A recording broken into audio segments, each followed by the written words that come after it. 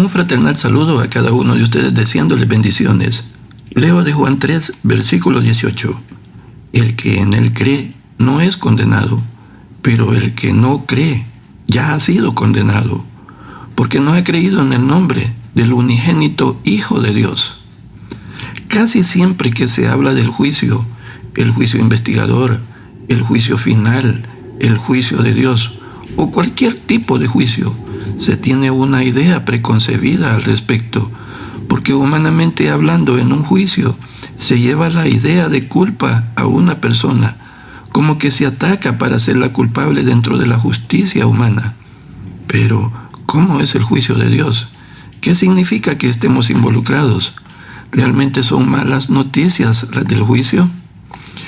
Es muy importante entender el juicio desde la perspectiva divina. El primer punto vital para entender el juicio divino es tener claro el perfil del juicio. El Señor dice, el que en él cree no es condenado, pero el que no cree ya ha sido condenado, porque no ha creído en el nombre del unigénito Hijo de Dios. En la aclaración del Señor dice que el que cree no es condenado. Es decir, que el perfil del juicio no es condenar gente, es absolver al inocente, entendiendo por inocente todo aquel que se ha refugiado en los brazos de Cristo Jesús y su justicia.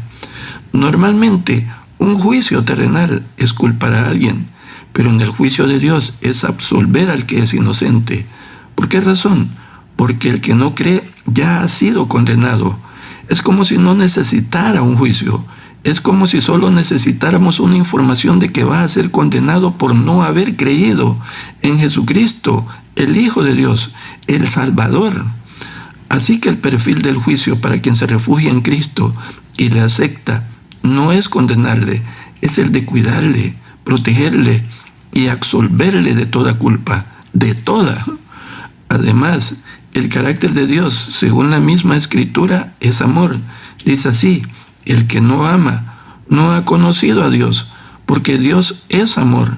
La esencia de Dios es el amor. Él es amor, amor puro. Cuando Dios entra en el juicio, entra con ese carácter. Aunque la Escritura habla de la ira del gran día de Dios, el día grande y terrible del Señor, inclusive en todas las destrucciones, Dios nunca pierde la esencia de su carácter, que es amor.